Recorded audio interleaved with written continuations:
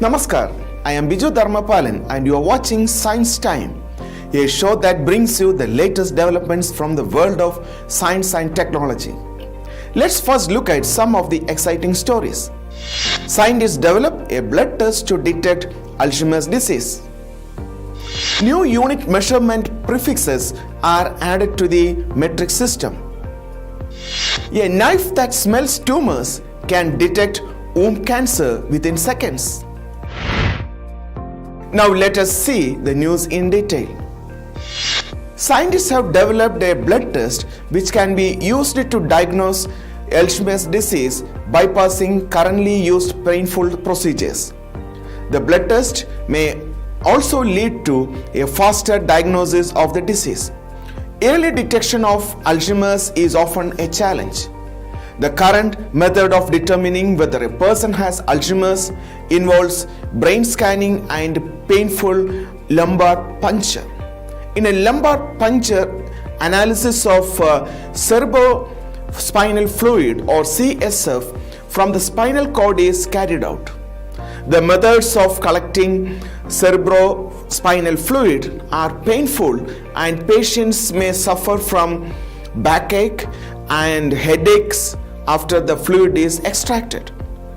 But scientists from the University of Pittsburgh, along with their colleagues around the world, have developed a blood test that may make painful cerebrospinal fluid testing not necessary. A blood test is cheaper, safer, and easier to administer, and it can improve clinical confidence in diagnosing Alzheimer's and selecting participants for clinical trial and disease monitoring, said Professor Thomas Karikari from the University of Pittsburgh. It is an antibody-based blood test to detect a specific protein called brain-derived tau. This protein is specifically linked to Alzheimer's disease. For the study, the researchers carried out tests involving 600 patients at various stages of Alzheimer's. The protein levels found with the help of blood tests correspond to those found after cerebrospinal fluid analysis. Now let's move to the next story. As ever more digital data is created and stored, the world needs more unit measurements to keep up with the ever-expanding numbers. To do so, the 27th General Conference on Weights and Measures introduced 4 new prefixes to the International System of Units or metric system. RONA, that is 27 zeros after the first digit, and quota, that is 30 zeros after the first digit, which are now at the top of the measurement range, and rondo, 27 zeros after the decimal point, and quocto, 30 zeros after the decimal point, which are now at the bottom. Iota, that is 24 zeros, was the largest prefix in the metric system before the new additions.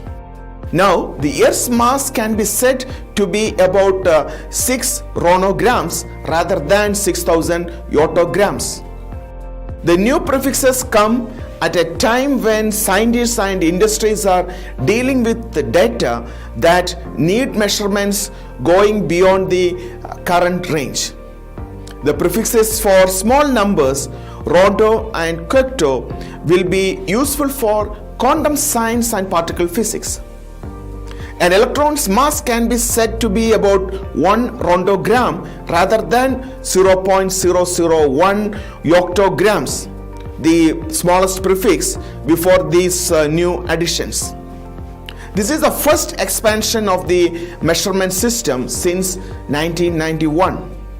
The letters capital R and capital Q represent RONA and quota, while letters small r and small q represent rondo and quocto.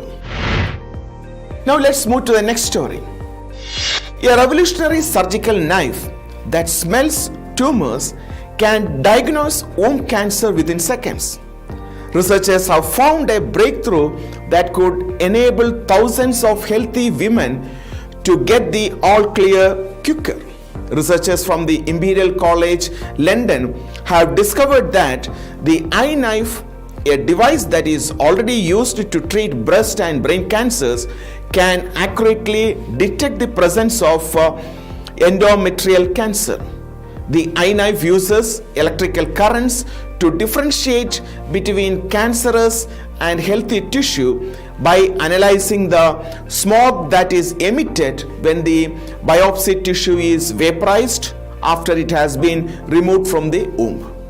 According to a report published in the journal Cancers, the iKnife reliably diagnosed endometrial cancer in seconds with an diagnostic accuracy of 89%, minimizing the current delays for women whilst waiting for a histopathological diagnosis. Now let's move to the segment Science Quest.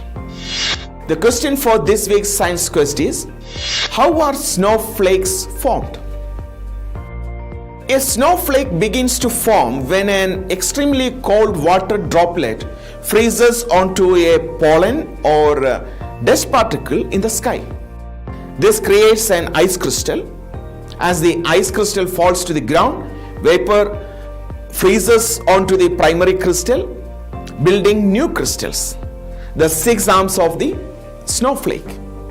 The ice crystals that make up snowflakes are symmetrical or patterned because they reflect the internal order of the crystal's water molecules as they arrange themselves in predetermined spaces, the process which is known as crystallization, to form a 6-sided snowflake. Ultimately, it is the temperature at which a crystal forms, and to a lesser extent the humidity of the air, that determines the basic shape of the ice crystal. Thus we see long needle-like crystals at 23 degrees Fahrenheit and very flat plate-like crystals at 5 degrees Fahrenheit. The intricate shape of a single arm of the snowflake is determined by the atmospheric conditions experienced by the entire ice crystal as it falls. A crystal might begin to grow arms in one manner, and then minutes or even seconds later, slightly changes in the surroundings, temperature or humidity causes the crystal to grow in another way. Although the 6-sided shape is always maintained, the ice crystal along with its 6 arms may branch off in new direction. Because each arm experiences the same atmospheric conditions, the arms look identical. With this, we come to the end of this edition of Science Time. Keep sending your feedback and suggestions through email. Our email ID is indiascience@vigyanprasad.gov.in. We will be back with more exciting stories from the world of science next week. Stay tuned to India Science.